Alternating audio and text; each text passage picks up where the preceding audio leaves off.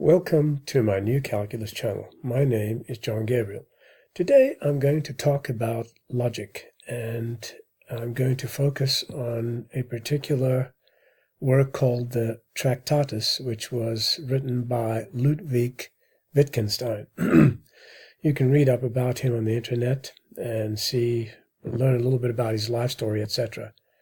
What I'm going to focus on are some of the things that come to my mind as I read through his works. In fact, I'm not really even going to touch his works as such, because I'm going to focus on the introduction by Bertrand, who was a very close friend of Wittgenstein's. And so the purpose of this video is to show you how to think critically and logically and not to believe in anything. In fact, belief and believe is not even in my vocabulary. So let's begin. Now, Tractatus Logico-Philosophicus was the work written by Wittgenstein. So, in the very first paragraph, Russell says, "The ultimate truth on matters with which it deals certainly deserves, by its breadth and scope and profundity, to be considered an important event in the philosophical world." Now, one such as Russell should, whose English is his native language, should know that breadth and scope fall under profundity, and that really there's a lot of excess words in this sentence. And of course, that's not the most important thing. It actually happens to be pure assertion. And what follows doesn't actually back up what he says. So let's see. This is Russell's opinion, not fact. Wittgenstein was a very close friend of Russell's. Okay? So this particular statement here is pure assertion. Now, as you read on, and you can find this PDF on the web. Just look for Wittgenstein's Tractatus Logico-Philosophicus, and you'll be able to download it. Now, in this second statement here, he says, showing in each case how traditional philosophy and traditional solutions arise out of ignorance of the principles of symbolism and out of misuse of language. Symbolism. What are the principles of symbolism really? And who published them, and where and when were those ever published? I find it quite incredible that Russell thought traditional philosophy arose out of ignorance. That's just purely absurd. That statement there, in fact, that principles of symbolism is something that doesn't even exist. And it didn't exist at the time that Russell wrote this.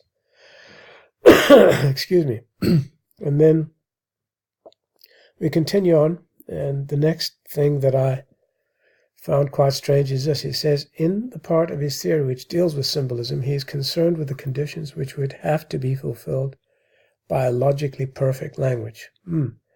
There is no such thing as a logically perfect language.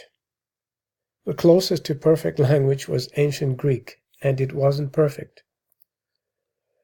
The next statement is this one here. It says, first, there is a problem, what actually occurs in our minds when we use language with the intention of meaning something by it. Wow. My word, what a stupid thing to say. Why would any intelligent person use language without the intention of meaning something by it?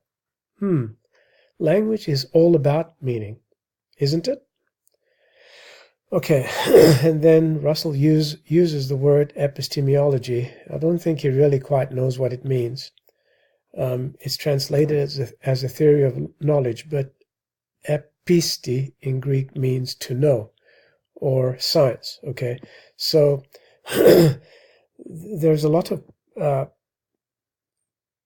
conceptual and semantic problems with these long sentences. I guess in Russell's day there wasn't a book teaching anybody how to write clearly and keeping your sentences shorter and focusing on the topic rather than veering off on a tangent and confusing the main topic with many other extraneous topics. So the next statement says, fourthly, there is the question, what relation must one fact, such as a sentence, have to another in order to be capable of being a symbol for that other? That's very strange, because why should any fact be a symbol for another? This is in contradiction to a further statement where Russell states that Wittgenstein requires each fact to have a unique name, and we'll get to it shortly. Now he says, in practice, language is always more or less vague, so that what we assert is never quite precise. That's total nonsense. This is, again, pure assertion by Russell. Meaning can be communicated clearly using well-formed concepts. And sometimes we have to place extra effort into communicating our ideas. Okay, so in the next note, he says, a logically perfect language. Wow, I thought there wasn't any such thing as a logical perfect language. Has rules of syntax which prevent nonsense.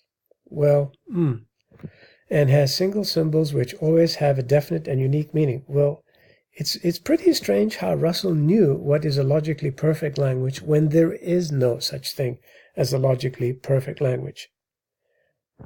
To be frank and to the point, communication is logical if it is clear and unambiguous with respect to meaning.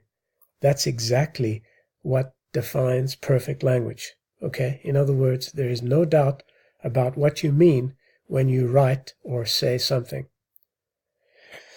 So he says, Mr. Wittgenstein is concerned with the conditions for a logically perfect language. Well, if you read a little bit about Wittgenstein, you'll find out that this dear gentleman had a lot of mental issues.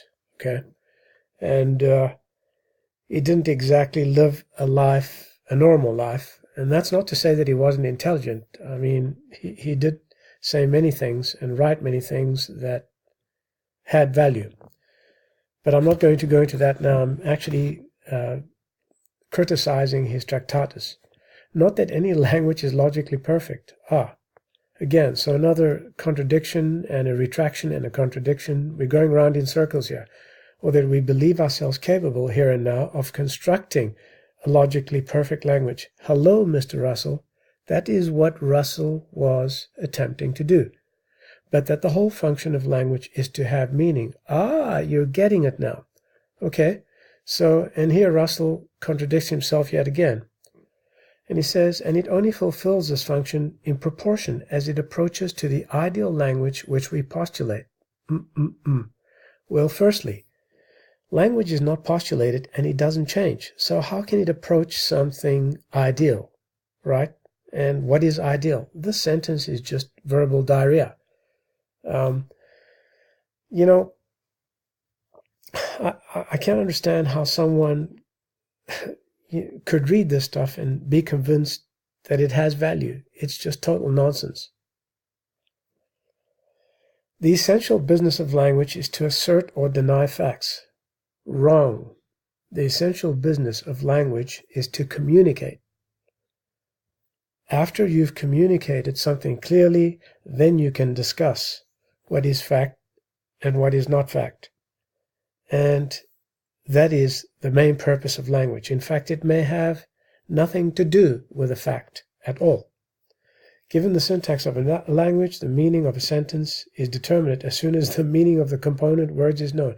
So here, dear little Russell, who is probably an int J personality like me, thinks that he's breaking things down successfully and trying to simplify things, but he hasn't really added any value in his introduction, and he hasn't clarified anything.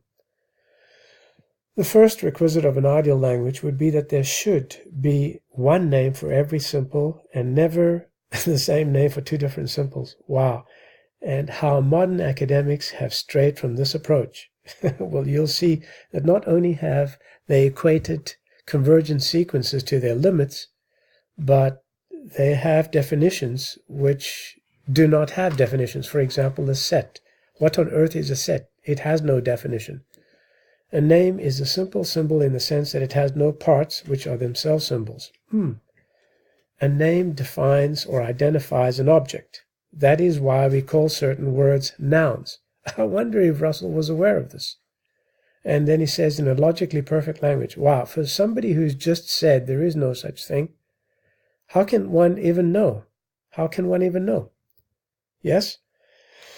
Okay, so, Russell goes on and on in the introduction. I'm just showing you here that when you read, you have to read very critically, and you have to think about these things and not simply believe whatever you read because it's written by somebody who's supposedly a great philosopher and who's accomplished great works. And Russell, in my opinion, is no philosopher at all and no logician at all either. And Wittgenstein did not accomplish anything but absolute rot, in my opinion. Okay? At the end of the day, modern mathematics has been influenced by these two fools, Wittgenstein and Russell. And it's in a very terrible mess. I can assure you of that.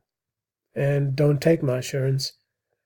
Study these things yourself to find out. Well, that's all I have to say for now. My name is John Gabriel. This is a new calculus channel. Until next time, goodbye.